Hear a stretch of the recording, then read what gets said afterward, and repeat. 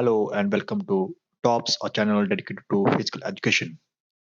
We are covering here introduction to physical education, जिसमें हमने meaning of physical education, definitions of physical education, aim of physical education इनकी video cover कर ली थी। आज का हमारा टॉपिक है ऑब्जेक्टिव्स ऑफ फिजिकल एजुकेशन। इसके बाद हम importance and modern concept of physical education करेंगे। चलिए शुरू करते हैं। फिजिकल एजुकेशन के ऑब्जेक्टिव्स को जानने से पहले हमें पता होना चाहिए कि ऑब्जेक्टिव्स क्या होते हैं। जैसा कि हमें पता है, हमने एम की वीडियो में किया था कि एम क्या होता है, highest general purpose of an activity. किसी भी एक्टिविटी का जो highest general purpose foreseen and predetermined and होता है उसको हम एम बोलते हैं। जैसा कि आपका भी अपना अपनी लाइफ में कोई एम होगा। फॉर एग्जांपल हम एग्जांपल लेते हैं कि एक स्टूडेंट का एम है, उसने बीपीएड करनी है, एमपीएड करनी है, फिर जॉब लेनी है। जॉब लेना उसका एम हो गया। तो ऑब्जेक्टिव्स क्या हुए? जॉब लेने के लिए उसने जो स्टेप्स फॉलो किए। फॉर एग्जाम्पल उसने स्टेप कौन से फॉलो किए? उसने 10th पास करी, 12th पास करी, उसके बाद बीपीई करी, या फिर उसने ग्रेजुएशन करी, उसके बाद बीपीएड जॉइन करी। फिर बीपीएड करके फिर उसने एमपीएड करी, फिर एमपीएड करके उसने फॉर्म अप्लाई किया, फॉर्म अप्लाई करके उसने तैयारी की, तैयारी करके रिटन की तैयारी की, इंटरव्यू की तैयारी की, रिटन क्लियर किया, इंटरव्यू दिया, फिर उसकी जॉब लगी। तो जितने भी स्टेप्स उसने फॉलो किए, वो स्पेसिफिक स्टेप्स थे। वो कॉन्क्रीट और अचीवेबल छोटे-छोटे स्टेप्स थे, जो धीरे-धीरे वो फॉलो करता गया और एंड में जाके उसने अपना एम अचीव किया, उसको जॉब मिली। तो ऑब्जेक्टिव्स क्या हो गए? Specific, concrete and achievable steps taken for achievement of aim, the general purpose या फिर फोरसीन एंड जो उसने सोचा हुआ था उसको अचीव करने के लिए जो भी स्टेप्स फॉलो किए, तो उनको ऑब्जेक्टिव्स बोलते हैं। तो जैसे एम ऑफ फिजिकल एजुकेशन है होलसम डेवलपमेंट। फिजिकल एजुकेशन का एम आपको पता है, होलसम डेवलपमेंट है, कंप्लीट डेवलपमेंट, कंप्लीट एजुकेशन करना बच्चे की। तो इस एम को अचीव करने के लिए हमें जो स्टेप्स फॉलो करने पड़ते हैं उन्हें बोलते हैं objectives of physical education. Steps to achieve wholesome development. तो होलसम डेवलपमेंट के लिए, कंप्लीट डेवलपमेंट के लिए जो हमें स्टेप्स फॉलो करने पड़ते हैं, उन्हें हम बोलेंगे ऑब्जेक्टिव्स ऑफ फिजिकल एजुकेशन। चलिए देखते हैं फिजिकल एजुकेशन के कौन-कौन से ऑब्जेक्टिव्स हैं। Objectives of physical education.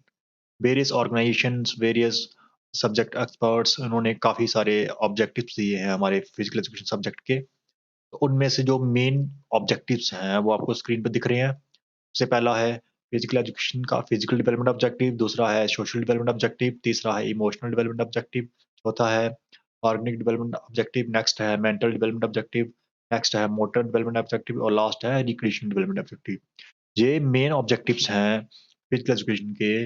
इन इनको अगर हम अचीव करेंगे तो हमारा एम अचीव होता है, जो है होलसम डेवलपमेंट। तो चलिए इन सबको थोड़ा डिटेल में देखते हैं सभी को वन बाय वन।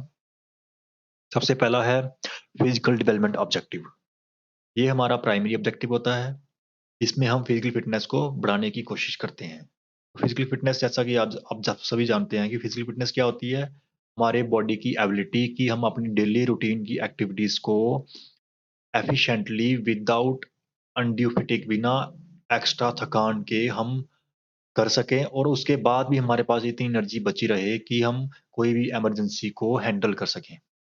और इस फिजिकल फिटनेस को बढ़ाने के लिए हमारी फिजिकल कैपेसिटीज़ को बढ़ाया जाता है और फिजिकल कैपेसिटीज़ कौन-सी होती हैं? जैसे स्ट्रेंथ बढ़ाई जाती है, एंड्योरेंस बढ़ाया जाता है, स्पीड बढ़ाई जाती है, फ्लेक्सिबिलिटी डेवलप की जाती है, या फिर उसके साथ-साथ बॉडी पोस्चर इम्प्रूव होता है, shape of the body, physical appearance अच्छा होता है बॉडी का और बेसिक मूवमेंट्स ऑफ बॉडी वो भी डेवलप होती हैं। तो जब ये सब कैपेसिटीज़ बढ़ेंगी तो क्या होगा? हमारी फिजिकल फिटनेस बनेगी और इन सबको बनाने के लिए हम बिग मसल एक्टिविटीज़ में पार्टिसिपेट करते हैं, इसमें पार्टिसिपेट करना ही पड़ेगा। बिग मसल एक्टिविटीज़ में पार्टिसिपेट करके ही ये कैपेसिटीज़ बनती हैं, जिनसे फिजिकल फिटनेस बनती है, जिससे हमारा प्राइमरी ऑब्जेक्टिव जो फिजिकल डेवलपमेंट ऑब्जेक्टिव है, वो अचीव होता है। चलिए नेक्स्ट ऑब्जेक्टिव देखते हैं, social development objective. Social development क्या होती है? सोशल डेवलपमेंट होगी development of good social qualities like cooperation, friendship, respect for others, respect for democratic values, discipline, honesty, sincerity, sacrifice etcetera.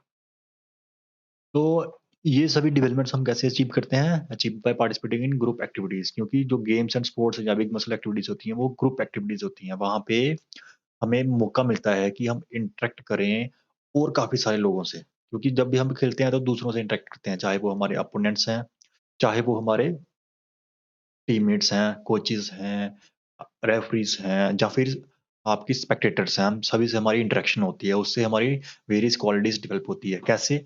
जैसे क्वालिटी ऑफ कोऑपरेशन वो कैसे develop होगी? हमें अपने टीममेट्स का कोऑपरेट करना पड़ेगा, हमें ग्रुप एफ़िलिएशन में रहना पड़ेगा और दूसरों के साथ एडजस्ट करना पड़ेगा।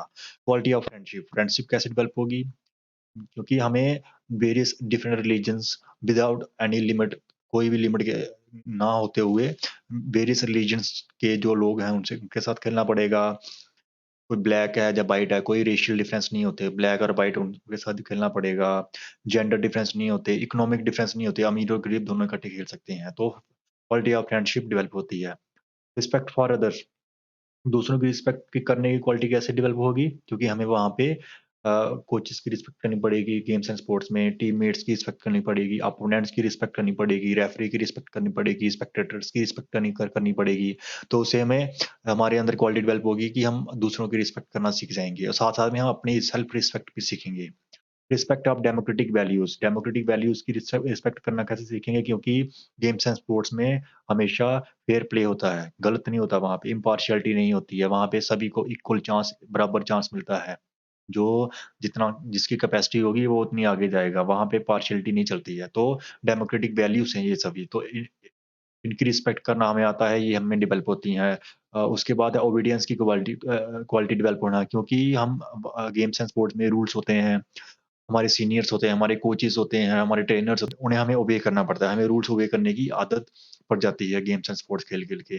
उसके बाद हम हमें डिसिप्लिन डेवलप होता है गेम्स एंड स्पोर्ट्स खेल के। ऑनेस्टी डेवलप होती है, सिंसियरिटी डेवलप होती है, सैक्रिफाइस एटसेट्रा काफ़ी सारी क्वालिटीज़ जो हैं, वो डेवलप होती हैं by participating in big muscle activities या फिर फिजिकल एजुकेशन एक्टिविटीज़। तो इन सब की डेवलपमेंट से क्या होता है all these development help in achieving social development objective. तो जो हमारा सोशल डेवलपमेंट ऑब्जेक्टिव है, क्या? गुड सोशल क्वालिटीज़ को डेवलप करना, वो हमारा अचीव हो जाता है। नेक्स्ट ऑब्जेक्टिव है हमारा emotional development objective. Emotional development objective. Emotions क्या होते हैं? इमोशंस होते हैं हमारे रिएक्शन। रिएक्शन किसके अगेंस्ट? कोई भी हमारी लाइफ में सिचुएशन आती है, उसमें हम रिएक्ट करते हैं और उन रिएक्शन को इमोशंस बोलते हैं। कैसे रिएक्ट करते हैं? हमें कोई भी सिचुएशन है, हम कई बार उस कुछ सिचुएशन को हम हैप्पी तरीके से रिएक्ट करते हैं, कुछ को देख के हम दुखी हो जाते हैं, कुछ को देख के हमें गुस्सा आता है, कुछ को देख के हमें सरप्राइज़ होता है कि ये कैसे हो गया? कुछ को देख के हमें घृणा होती है, डिस्गस्ट होता है कि ये क्यों हो रहा है? और कुछ को देख के हमें डर लगता है और ये बोलते हैं कि ये नहीं होना चाहिए। मतलब हम इमोशंस क्या हैं? हमारे रिएक्शंस हैं किसी भी सिचुएशन को लेके। तो ये सभी इमोशंस जो हैं ये लाइफ में अगर हमने अच्छी तरह से लाइफ जीनी है, खुशहाल लाइफ जीनी है, तो हमें इन इमोशंस को कंट्रोल करना पड़ेगा। खत्म नहीं, यहाँ पे मैं खत्म नहीं बोल रहा कि वैनिश करना पड़ेगा, ज़ीरो करना पड़ेगा, ना ना ये ज़्यादा होने चाहिए, ना कम होने चाहिए। कुछ लेवल इनका होना ही चाहिए अगर आपने ज़िंदगी खुशहाल जीनी है। तो स्पोर्ट्स एंड गेम्स जो है वो हमें सिखाती हैं कि इन इमोशंस को कंट्रोल और रेगुलेट कैसे किया जाता है। कैसे सिखाती हैं? क्यों? कैसे? क्योंकि गेम्स एंड स्पोर्ट्स में क्या होता है रूल्स होते हैं और उन रूल्स की वजह से आप हैप्पीनेस के इमोशन को अगर आप जीत जाते हो, तो आपको हैप्पीनेस का इमोशन कंट्रोल करना पड़ेगा। आप बार-बार जीतते हो, तो बार-बार उसे कंट्रोल करना पड़ेगा। आप बार-बार हारते भी हो, तो आपको सैडनेस का इमोशन कंट्रोल करना पड़ेगा। ये नहीं है कि आप हार गए तो बोलोगे नेक्स्ट टाइम मैं नहीं खेलूँगा। आपको गुस्सा आया किसी अपोनेंट पे किसी भी गेम में खेलते हुए अपोनेंट पे गुस्सा आया, तो आप उसके साथ झगड़ा नहीं कर सकते क्योंकि रूल कहता है आप झगड़ा नहीं कर सकते, नहीं तो आपका फाउल माना जाएगा। तो आप सरप्राइज़ भी हो सकते हो, बड़ी बार सरप्राइज़ होते हो, रॉन्ग अपोनेंट को बीट कर दिया, आप सरप्राइज़ हो गए।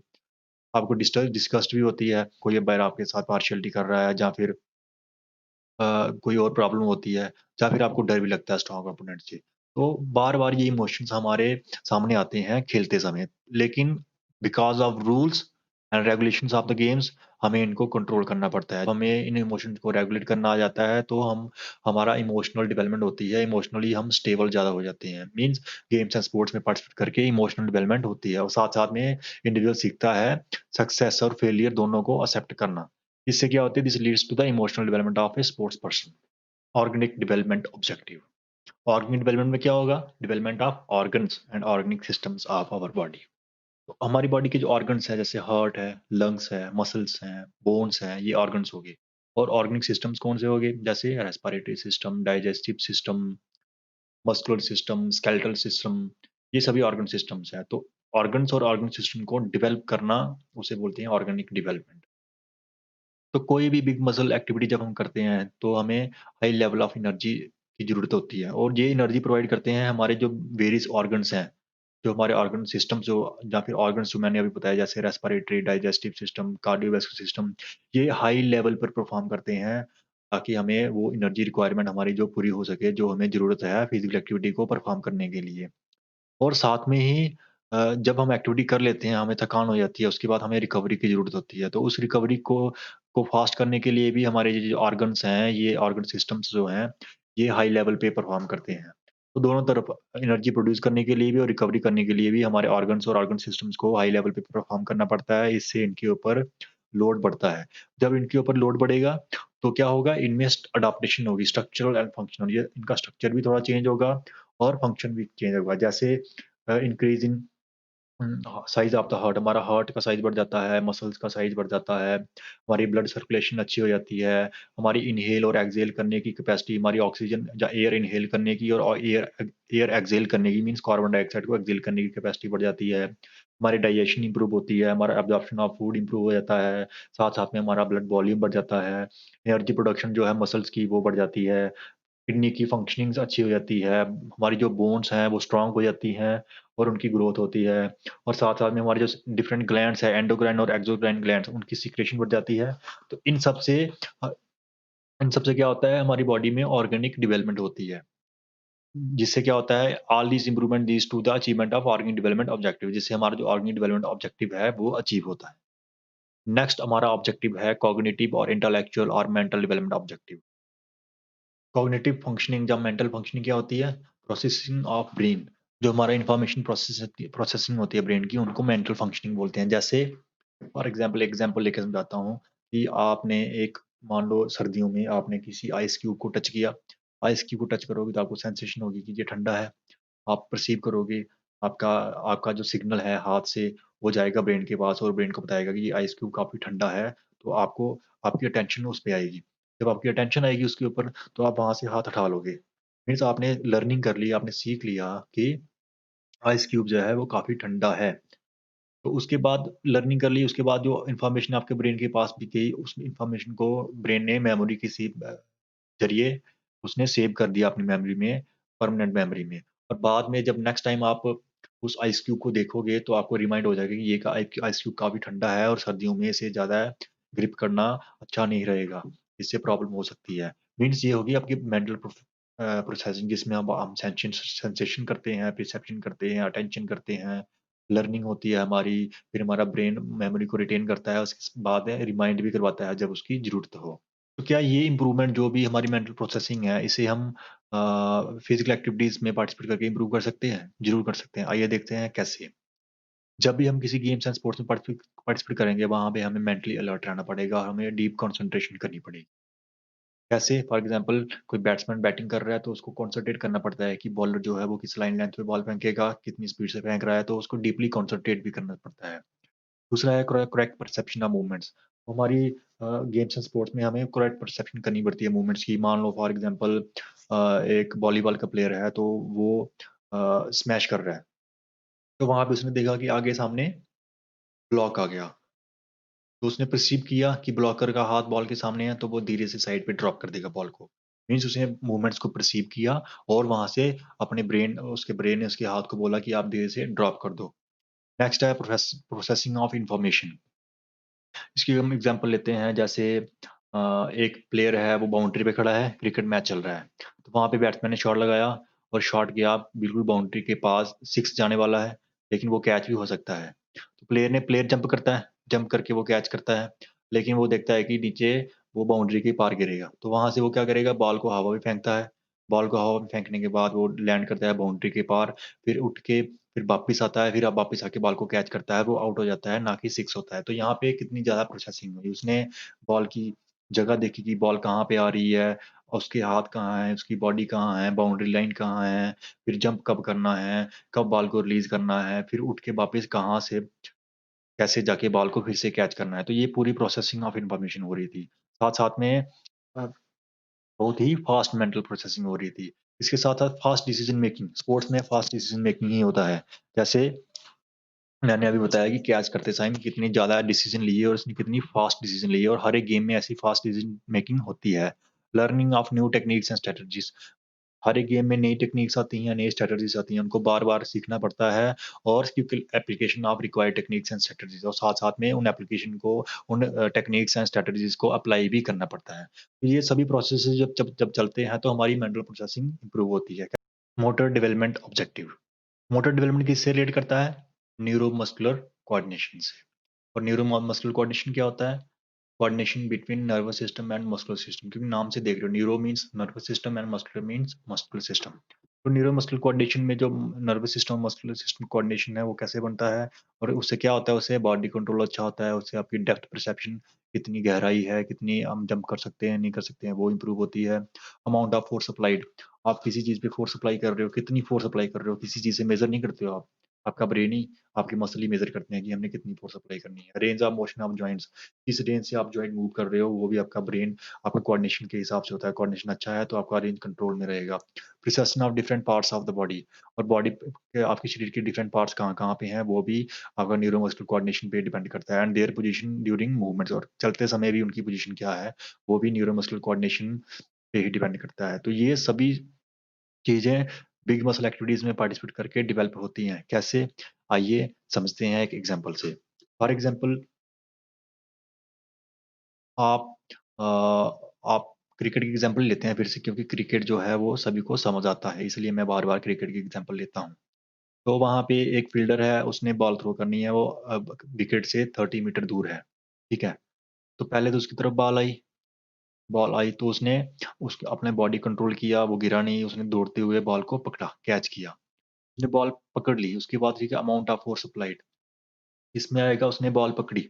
बॉल पकड़ने के बाद उसने जो बॉल को ग्रिप किया, वो कितनी फ़ोर्स से ग्रिप किया। अगर उस बॉल को वो ढीला ग्रिप करेगा, तो जब थ्रो करेगा तो बॉल छूट जाएगी उससे।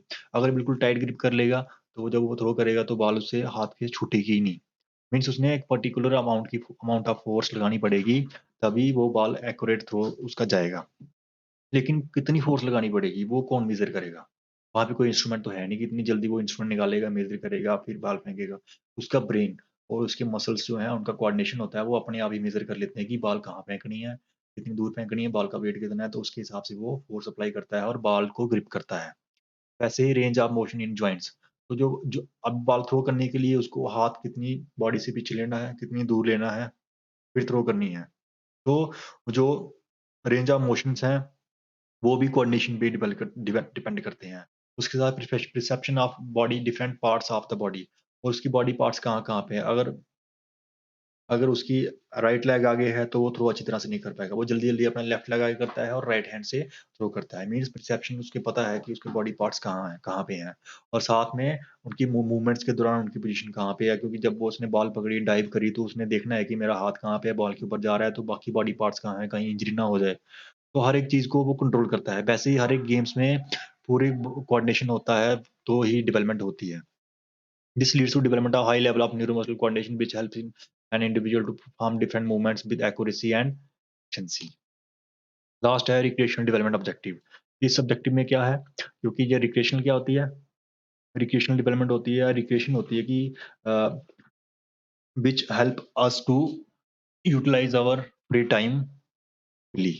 तो इसके लिए फिजिकल एजुकेशन क्या करती है, एक स्किल लीडरशिप प्रोवाइड करती है, साथ-साथ में एडिक्वेट फैसिलिटीज़ प्रोवाइड करती है, जैसे ग्राउंड्स हो गए, इक्विपमेंट्स हो गए, उसके साथ-साथ डिफरेंट टाइप्स ऑफ एक्टिविटीज़ का प्लान देती है, जिससे क्या होता है कि जो स्किल लीडर हैं, वो उन फैसिलिटीज़ में different types of activities programs apply करते हैं, जिससे किसी इंडिविजुअल की फिजिकल फिटनेस डेवलप होती है, मेंटली स्टिमुलेट होता है, सोशली साउंड हो जाता है और इमोशनली वो हैप्पी लाइफ जीना शुरू कर देता है। तो ये हो गया रिक्रिएशनल डेवलपमेंट ऑब्जेक्टिव।